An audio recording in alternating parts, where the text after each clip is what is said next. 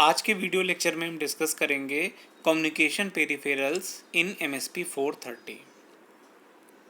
आइए शुरू करते हैं। MSP 430 में 3 टाइप के कम्युनिकेशन पेरिफेरल्स होते हैं। कौन कौन से हैं ये? यूनिवर्सल सीरियल इंटरफेस, USI के नाम से इसको जानते हैं।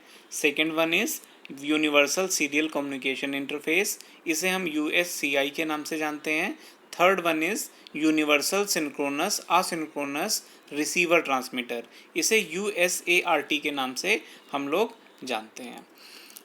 तो हम लोग इनको एक एक करके स्टडी करेंगे।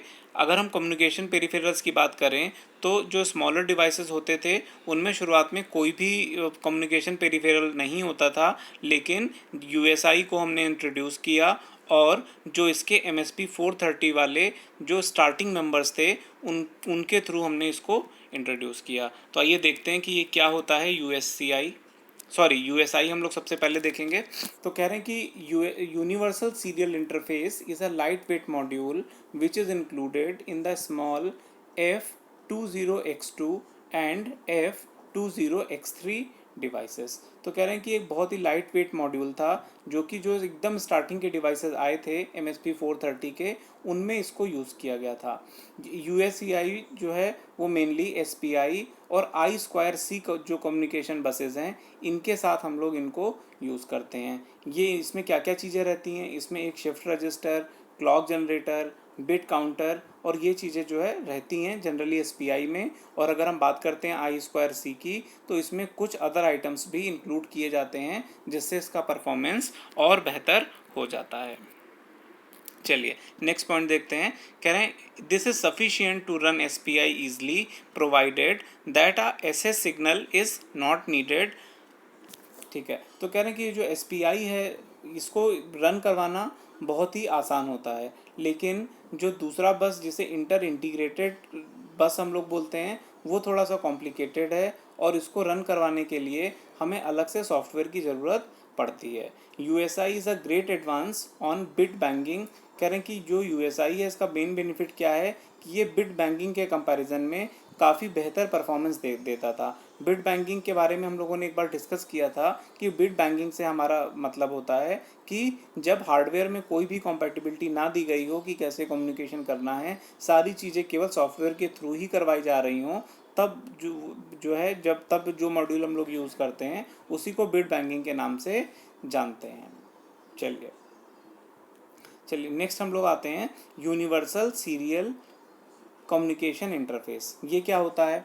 कह रहे हैं कि जो लार्जर डिवाइसेस हैं जैसे कि MSP 430 F2XX या फिर MSP 430 F4XX फैमिलीज़, इसमें एक और मॉड्यूल हार्डवेयर के साथ मौजूद रहता है जिसे USCI यानी कि universal serial communication interface module के नाम से जाना जाता है। कह रहे हैं कि इसका जो हार्डवेयर है वो ऑलमोस्ट सभी तरह के कम्युनिकेशन को हैंडल कर सकता है। इसमें सॉफ्टवेयर की ज़रूरत हमको पड़ती है डेटा को ट्रांसमिट करने के लिए या फिर एक उसे नॉर्मल ऑपरेशन की तरह फुलफ़िल करवाने के लिए। कहने का मतलब ये है कि ज़्यादातर चीज़ें जो हैं वो जो इसका हार्डवेयर है उसी के साथ इनबिल्ट कर दी जाती हैं। सॉफ्टवेयर की बहुत ज़्यादा ज़रूरत नहीं रहती है। सॉफ्टवेयर का काम केवल इतना ही रहता है कि वो डेटा को ट्रांसमिट करे और नॉर्मल ऑपरेशन को बनाए रखे।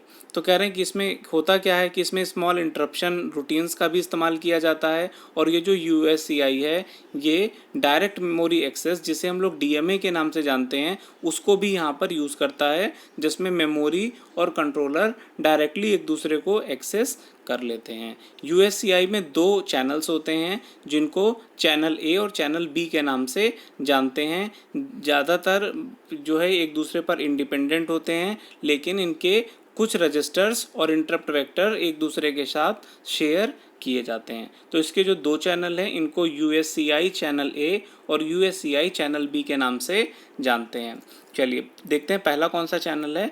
पहला चैनल जो है USCI A चैनल के नाम से, इसको असिंक्रोनस चैनल भी कहा जाता है। It act as a universal asynchronous receiver transmitter. ये UART की तरह भी काम करता है और यूजुअली जो एक पुराना एक मेथड था जो RS 232 स्टैंडर्ड के नाम से फेमस था उसको ये फुलफ़िल करवाता है। कह रहे हैं कि it can detect the bowed rate of the incoming signal, जो भी इनकमिंग सिग्नल है उसके बाउड रेट को डिटेक्ट कर सकता है। बाउड रेट क्या होता है? कह रहे हैं कि जैसे बिट रेट ये बताता है कि number of bits transmitted in 1 second, वैसे ही बाउड जो है वो बिट्स का एक ग्रुप होता है, उसके ग्रुप को हम लोग बाउड बोलते हैं। तो कह रहे हैं कि विद इन 1 सेकेंड कितने बाउड ट्रांसमिट होते हैं उसको जो है ये डिटेक्ट कर सकता है। और इसका यूज़ हम लोग जो करते हैं वो एक नेटवर्क जिसको हम LIN के नाम से जानते हैं, लोकल इंटरकनेक्ट नेटवर्क, वहाँ पर इसको यूज़ किया जाता है।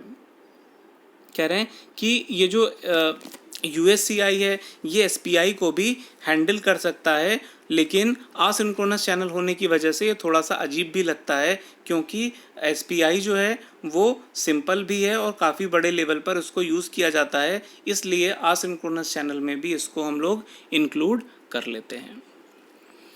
इसका जो दूसरा चैनल है इसको हम सिंक्रोनस चैनल के नाम से जानते हैं, या फिर इसको USCI B चैनल के नाम से जानते हैं। कह रहे हैं it handles both SPI and inter integrated circuit as either master और स्लेव।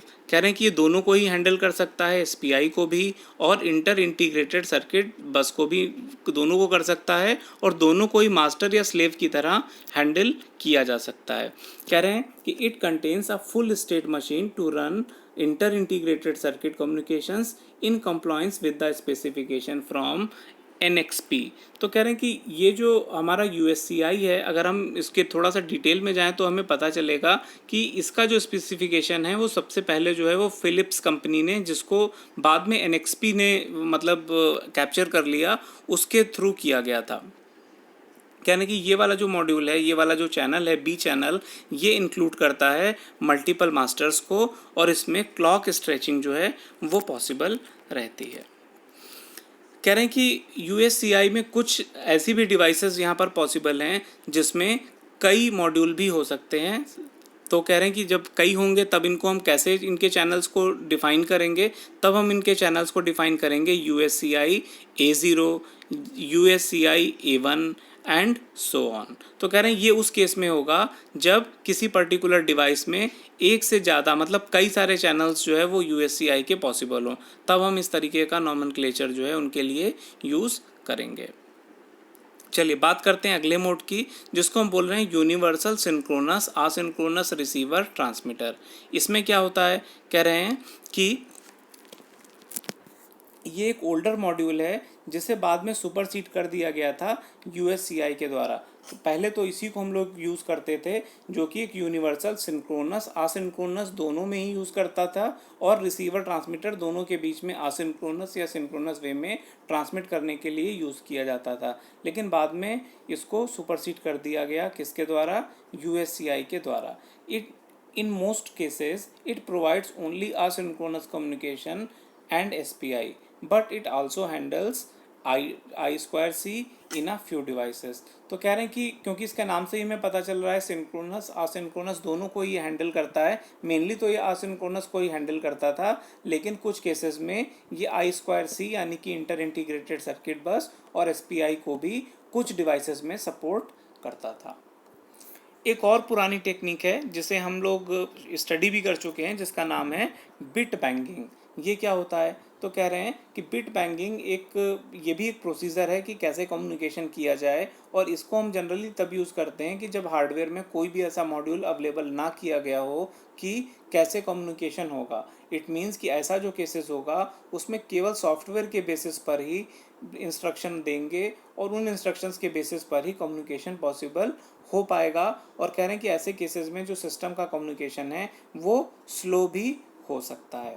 तो कह रहे हैं कि देखिए इसमें यहाँ लिखा भी हुआ है, you have to resort to bit banging if no peripheral is available for communication. यानी कि हार्डवेयर का कोई मॉड्यूल इसमें अवेलेबल नहीं है, सारा काम आपको सॉफ्टवेयर के थ्रू करना है। This means that every aspect of the signal is handled in software assisted where appropriate by timer A और B to ensure precise timing. कह रहे हैं कि सारा काम आपको सॉफ्टवेयर के थ्रू इंस्ट्रक्शन प्रोवाइड कराना है, और आपको टाइमर A या टाइमर B का यूज़ करना है, ताकि इस चीज़ को फुलफ़िल करवाने के लिए एप्रोप्रिएट टाइमिंग को प्रोवाइड किया जा सके। तो आज के लेक्चर में इतना ही रखते हैं। आज के लेक्चर में हम लोगों ने कम्युनिकेशन का देखा है कि कौन कौन से पेरिफेरल्स जो है वो पॉसिबल हैं और इसमें कैसे हम इसको बाद में यूज़ करेंगे। आगे हम लोग डिटेल में देखेंगे कि MSP 430 के साथ USCI, USI, USCI और USART को किस किस तरह से यूज़ करेंगे, कैसे उनकी इंटरफेसिंग करेंगे एक दूसरे के साथ और कैसे उसमें कौन कौन से मॉड्यूल पॉसिबल हैं और कैसे हम उनको यूज़ करेंगे। तो आज के वीडियो में इतना ही रखते हैं। होपफुली वीडियो आपको समझ में आया होगा। अगर नहीं कोई बात आपको कंफ्यूजिंग लग रही है तो मुझे कमेंट करके बताइए ताकि आपको उसका मैं सोल्यूशन दे सकूं। तो आज के क्लास में इतना ही रखते हैं। नेक्स्ट वीडियो में हम लोग स्टडी करेंगे जो इंटर इंटीग्रेटेड सर्किट बस है उसके बारे में और UART के बारे में डिटेल में देखेंगे कि कैसे ये बसेस जो है वो काम करती हैं और कैसे MSP 430 के लिए इनको यूज़ करते हैं। तो आज की वीडियो में इतना ही रखते हैं।